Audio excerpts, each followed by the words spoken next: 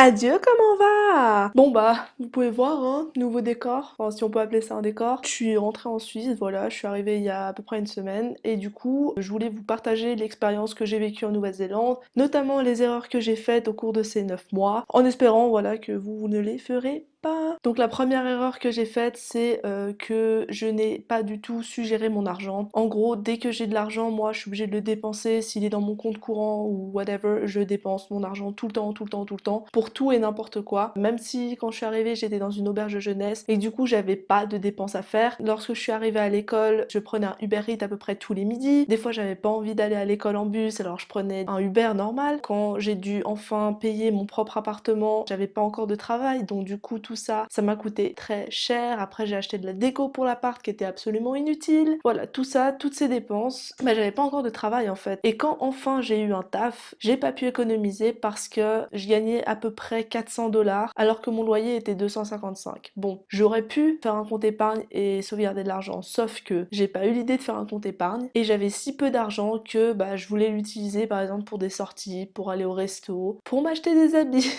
pour m'acheter de la déco. Mon premier travail, j'ai travaillé que pour 3 mois et heureusement purée que j'ai pas fait plus, mais ça je vous en parlerai après. Et après j'ai commencé à travailler pour une agence de recrutement, voire même deux. Mais j'ai toujours pas eu l'idée de créer un compte épargne. Voilà, mon idée de compte épargne, je l'ai créée en avril, mi-avril. Je suis partie le 13 juillet. Donc comment vous dire que j'ai pas pu sauvegarder énormément d'argent, voilà, c'est un peu dommage. Mais bon, ça c'est mon problème, c'est moi qui ai pas su gérer. Tant pis. Deuxième erreur que j'ai faite, c'est que j'ai pris mon taf, notamment le premier, beaucoup trop à cœur. J'étais femme de chambre dans un hôtel 5 étoiles. On se dit, ça va, c'est quand même stylé et tout. Alors déjà, c'était nul. Franchement, je suis désolée de vous dire ça, c'est claqué au sol comme taf. Claqué au sol. Je mettais beaucoup trop de temps et du coup, ça ne passait pas avec mon patron. Et au lieu de me dire, bah écoute, qu'est-ce que j'en ai à faire de quitter ce taf? Je ne vis pas ici, je n'y retournerai pas, je ne dois rien à ces personnes. Et bah je suis restée, quitte à être complètement paniquée, avoir très très peur de mon patron. Vraiment, il me terrifiait ce mec. Et j'osais rien faire, j'osais pas dire non, j'osais pas dire bah écoutez, moi j'arrête et je trouve autre chose. Je suis restée pendant les 3 mois et si c'était à refaire, je le referais pas. Quand je suis pas à l'aise avec un taf maintenant, je vais dire non, tout simplement, comme j'ai fait pour le job qui a suivi. J'ai commencé à travailler dans la vente, donc c'était de la vente directe. Il fallait aller chez les particuliers, ou plutôt les entreprises, et leur demander s'ils étaient d'accord d'acheter nos produits. Et alors ça, plus jamais. J'ai fait une semaine, j'ai dit écoutez, je suis pas à l'aise, j'ai pas envie de continuer, j'ai arrêté. Et de toute façon, je leur dois rien, j'ai envie de dire que je sois là ou pas là, ça leur change pas leur vie. Personne m'a envoyé depuis la Suisse pour aller faire ce taf, j'ai pas de contrat fixe, enfin, je m'en fiche. Donc à présent, s'il y a un taf que j'ai plus envie de faire, c'est fini, je le fais plus. La troisième erreur que j'ai faite, c'est que je vivais toute seule. Alors, ça peut ne pas paraître comme une erreur, mais en fait, moi, je pensais être quelqu'un qui aimait l'isolement. Moi, vivre toute seule, ça ne me dérangeait absolument pas. Normalement, je suis quelqu'un, moins je vois de gens, mieux je me porte. Je suis très casanière, j'aime pas sortir le soir. J'aime bien juste être posée chez moi, regarder YouTube, et c'est tout. Et en fait, bah, j'ai très très mal vécu cet isolement. En gros, ma colocataire est partie début décembre, et moi, je suis arrivée début novembre. Donc en gros, pendant un mois, j'ai vécu avec elle et ensuite de début décembre à fin mars, j'étais seule. Ça peut paraître bien, sauf qu'en fait, comme je travaillais dans l'hôtellerie, j'avais pas du tout les mêmes horaires que bah, les gens qui travaillaient ailleurs ou alors qui étaient à l'école parce que forcément j'avais des amis de cours hein, avec qui j'avais sympathisé et forcément ces gens bah ils avaient des horaires normaux quoi, 9 h, 15 h et puis ensuite eux ils rentraient chez eux tu vois. Et moi bah du coup je travaillais les week-ends. Vraiment je me suis isolée de fou. J'ai passé Noël et le Nouvel An seule et ça j'ai tellement pas supporté. Donc voilà,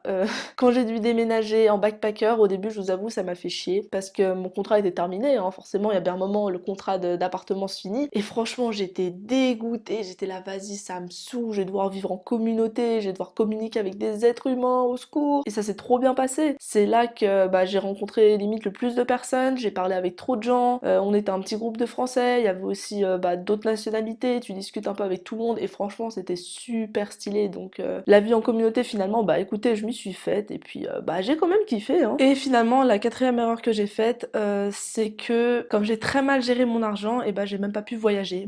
Donc voilà je suis partie en Nouvelle-Zélande, 18 700 km entre la Nouvelle-Zélande et la Suisse, 21 heures de trajet pour ne même pas avoir visité. Donc en gros j'aurais pu aller à Londres hein, voilà me faire 1 heure de vol seulement, être à côté de chez moi et puis ce serait bien passé mais bon bref. bref. Ça voilà, c'est l'erreur que j'ai faite, c'est j'ai tout dépensé, j'avais même pas de taf où je pouvais économiser assez, j'ai préféré dépenser dans d'autres choses, j'ai pas pu voyager, voilà. Donc si c'était à refaire, je pense que j'irais d'abord en Australie parce que sachez qu'en Australie, on se fait beaucoup plus d'argent, on paye moins cher et je pense gagner beaucoup d'argent en Australie, aller en Nouvelle-Zélande, voyager et là enfin ce sera bon. Mais bon, pour l'instant, bah écoutez, j'ai même pas encore d'argent ici en Suisse, donc on va peut-être trouver un travail d'abord et puis ensuite penser au voyage, mais bon pour l'instant bah c'est pas le cas. Après évidemment j'ai pas eu que des points négatifs, hein. J'ai aussi eu beaucoup de positifs, donc par exemple j'ai appris à vivre toute seule. Voilà, il y a pas encore beaucoup de gens qui peuvent le faire parce que si vous êtes étudiant ou comme ça, bah vous vivez avec vos parents. Moi du coup j'ai appris à vivre toute seule dans un pays anglophone, je suis francophone donc du coup bah j'ai dû parler anglais tout le temps, je devais me débrouiller. Voilà, donc quand même je suis assez fière de moi sur ça, c'est pas tout le monde qui peut le faire, je suis quand même partie, non pas à Londres justement, mais je suis vraiment partie à l'opposé de là où je vis, donc voilà, il y a beaucoup de gens qui m'ont dit Delphine, t'es trop courageuse et tout. J'étais là,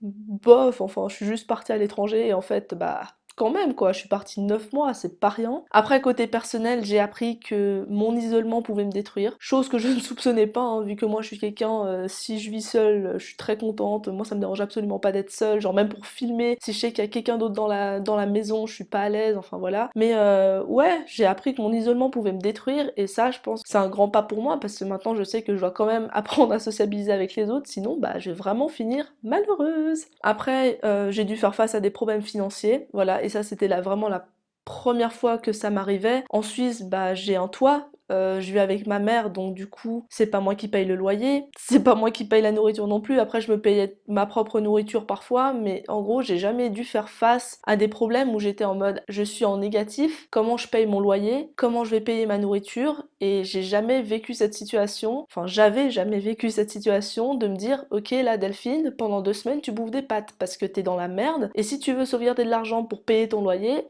mange plus, faut arrêter de sortir. Et ça, vraiment, je l'avais jamais vécu. Et je vous assure que ça vous met un de ces coups de pied parce que quand tu vis avec tes parents, c'est en mode bah papa, maman vont payer mon repas, c'est eux qui payent l'assurance, c'est eux qui payent le loyer, nanana. Puis quand tu vis tout seul, gros, et que t'as plus de thunes, tu te dis ok, je vais manger quoi? Maintenant, je saurais me débrouiller toute seule et je saurais surtout que bah je dois pas refaire ces erreurs de me dire bah moi j'ai envie d'avoir des nouvelles fringues, moi j'ai envie d'avoir des jolis coussins pour mon petit canapé. Non, non, non, non, meuf, t'as pas de taf, tu vas pas dépenser dans ça. D'abord, tu te trouves un taf, t'économises bien, tu fais un compte épargne et là, tu peux dépenser où tu veux, dans ce que tu veux. Bon, évidemment, une des raisons les plus évidentes de mon voyage, c'était aussi pour pratiquer l'anglais. Mais c'est bon, maintenant, bah, niveau langue, c'est bon, je pense que je gère. En plus, leur accent, c'est pas hyper facile à comprendre. Mais je pense que déjà, niveau compréhension, je me suis améliorée. Après, voilà, j'étais pas hyper mauvaise non plus quand je suis partie, mais écoutez, bah, je pense que c'est mieux maintenant, quoi. Donc, bah, j'ai pratiqué l'anglais et c'est une bonne chose. Évidemment, j'ai fait différents jobs, chose qui m'est absolument impossible en Suisse, parce que je sais pas si vous savez, mais nous ici, y a pas moyen que tu débarques comme ça dans n'importe quel bar en disant hey, j'ai zéro expérience, j'ai envie de rester quelques semaines et si ça me plaît pas, je pars. Je peux?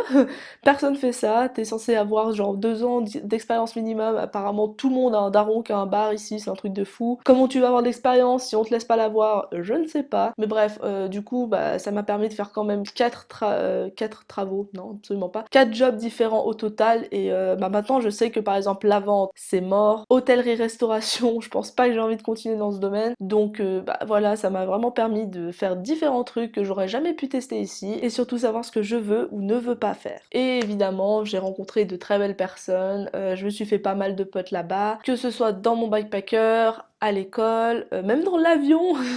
J'ai rencontré une de mes copines françaises dans l'avion et voilà, depuis on est resté en contact. Et franchement voilà, c'est une expérience humaine avant tout et je suis quand même contente d'être partie. Très souvent je me plaignais sur Snap ou Instagram que je regrettais d'être partie, que j'étais partie pour rien, que j'aurais jamais dû quitter mon chez moi, etc. Mais en fait, bah, j'ai quand même vécu une belle expérience. Évidemment, si c'était à refaire, bah déjà, le point financier, ça c'est sûr que je n'y touche plus. Genre vraiment, limite mon argent, je dépense rien avec. Je sauvegarde tout ce que je peux. Et du coup, bah maintenant c'est bon. Je pense que je saurais gérer mon argent. En tout cas, quand je suis rentrée en Suisse, maintenant je sais gérer. J'ai une envie monstrueuse de m'acheter masse de fringues pour cet été parce que je vous jure, j'ai rien. Là, elle est vide l'armoire. Mais bah je le fais pas. J'ai pas de thunes, j'ai pas de taf. Je vais pas commencer à dépenser dans des fringues alors que j'ai pas d'argent.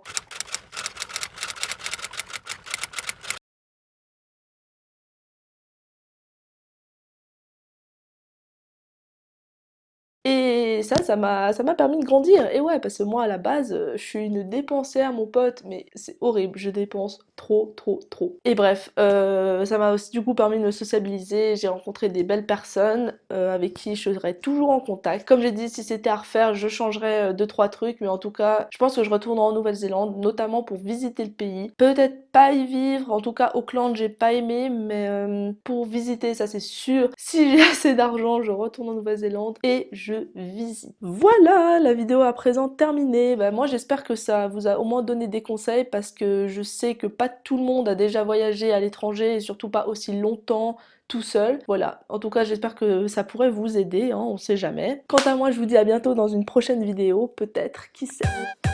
Ciao.